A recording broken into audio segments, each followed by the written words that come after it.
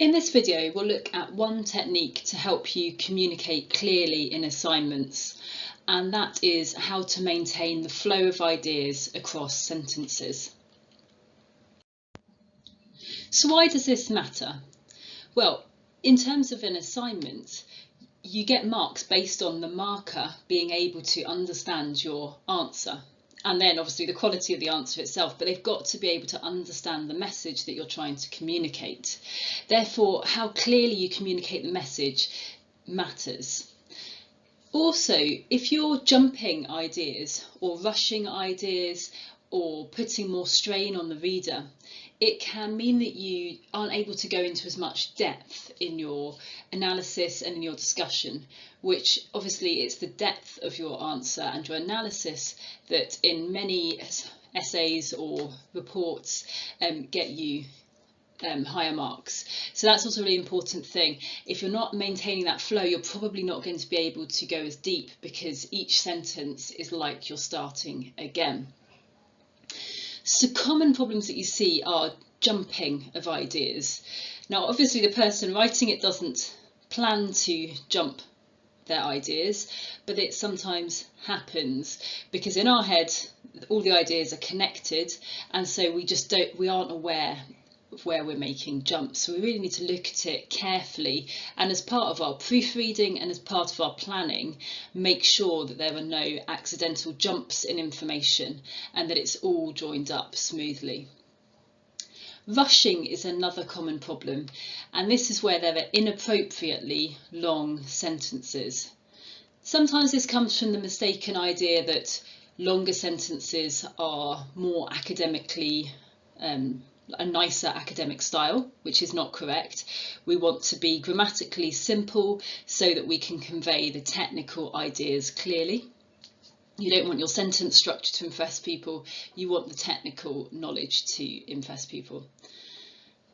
But more likely it happens because the ideas are all joined together in our brain, and putting a full stop feels like cutting the idea into pieces, and it therefore exposes this problem we have of how do you end a sentence and keep that flow going across the sentences.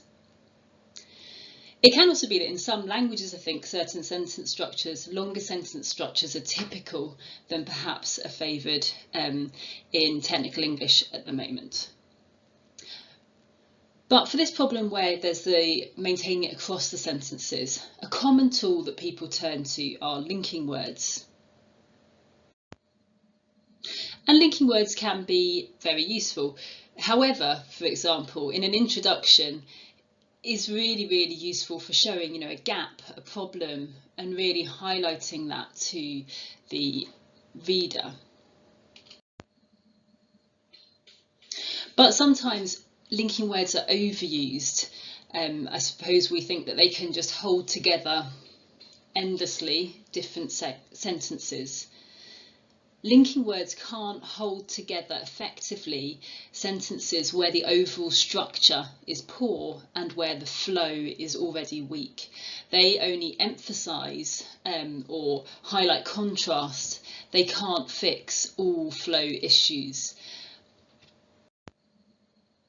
So too many linking words and overusing them just isn't helpful. So what are our tools then? Yes, we have linking words, but we need to reduce our dependence on them and use them only when that is most effective. What I'd also like to look at in this video is to think about the positioning of ideas within and across sentences to maintain the flow.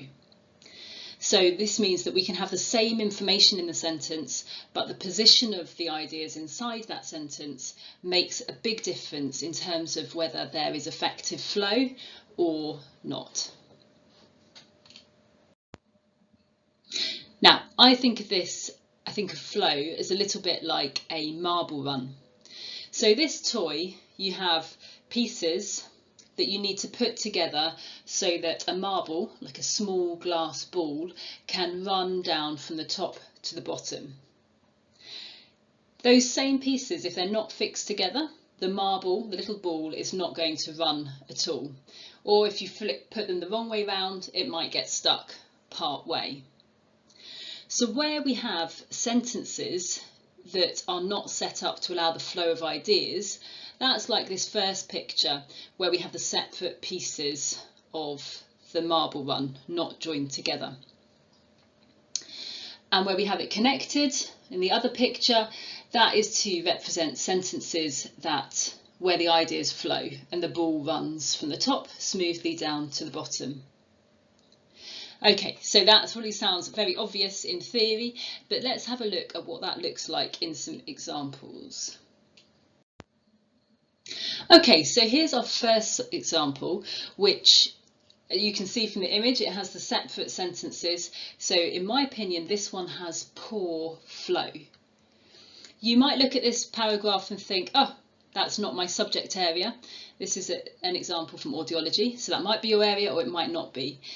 But if a paragraph is well written, it should be understandable by an academic non-specialist.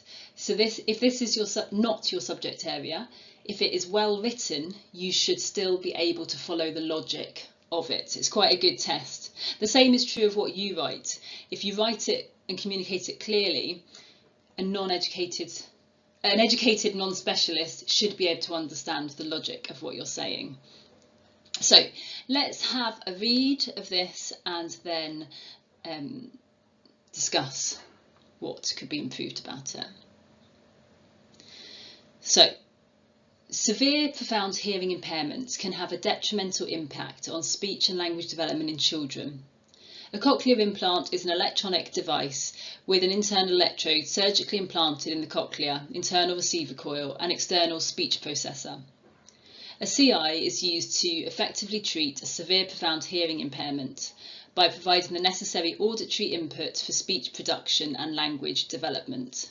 So auditory meaning like sound input. Okay, so what's the problem with this one? If this wasn't your subject area, it probably felt like you're getting each sentence you're getting new information. And there wasn't really a clear progression between the sentences. The information is linked, but it didn't flow smoothly. So this first bit, severe profound hearing impairment can have a detrimental impact on speech and language development in children. Then the next sentence opens, a cochlear implant. Have we heard about a cochlear implant before? No, we haven't. So we've been given some information and now we're moving on to more new information. So that first sentence hasn't really helped us with the second sentence. We're kind of starting again, building new information. Then if we go down, our next sentence starts, a cochlear implant.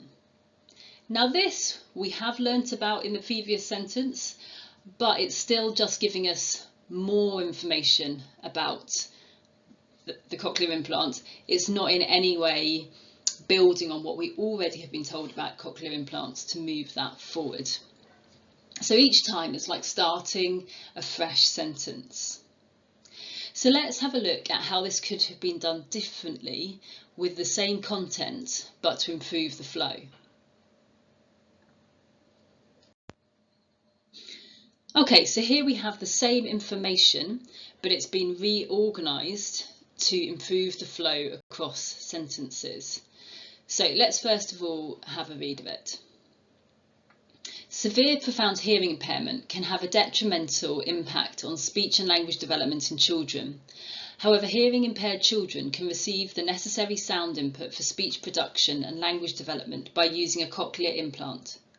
A cochlear implant is an electronic device with an internal electrode surgically implanted in the cochlea, internal receiver coil and external speech processor. Okay, so let's have a look at the flow in this one. So you can see how I've highlighted it in yellow to bring it out. In the first sentence we had about the hearing impairment came up and about the language development in children. The second sentence starts with hearing impaired children. Is this a new idea? No, this is continuing on with an idea raised in the first sentence. So something that was new has become familiar, and they are now opening with the familiar thing in order to bring in the new information, which is the cochlear implant. Then again, between the second and third sentences, we see the cochlear implant, which was the new information, a new introduced bit of information, is then used to open the sentence afterwards. So it's like having little bridges across each of these sentences. Okay, I kind of think of them as little bridges going across.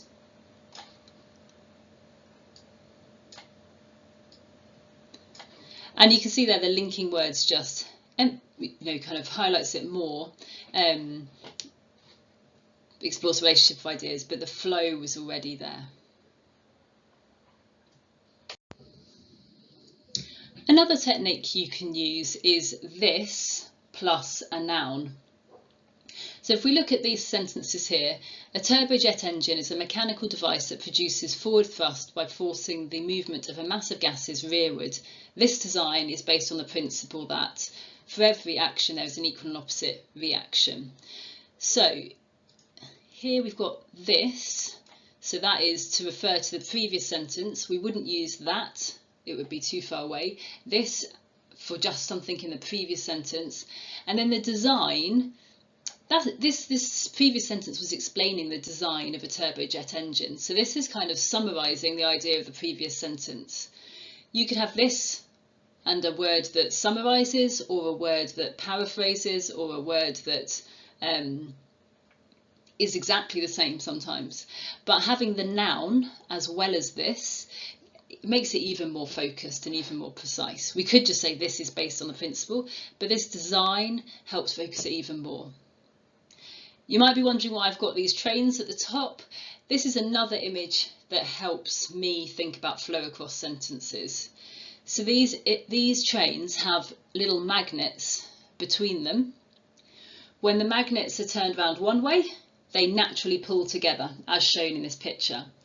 But if you turn it around the other way, then the magnets repel, they push away from each other, and so the trains don't sit smoothly with each other. Now this is just a toy, so of course you can push the engine and a carriage together and make them touch each other. But that's like when we try to force ideas together with linking words. But the connection is never as strong or as effective as if you line them up correctly. And the same is true of our sentence structures.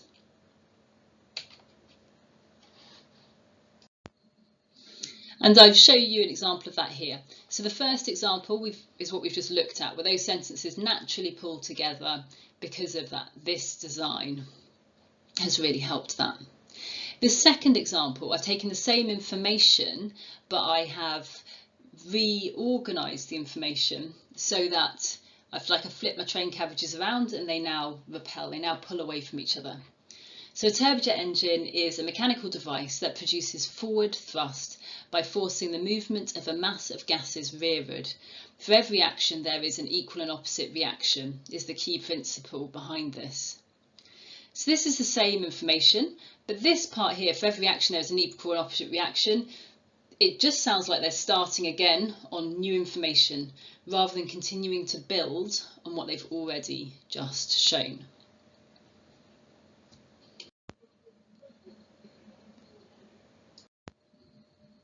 So we've talked about the importance of flow and looking at how we arrange ideas within sentences to get that flow across sentences, and that although linking words can be useful, we need to not overuse them and over rely on them to try and hide poor flow.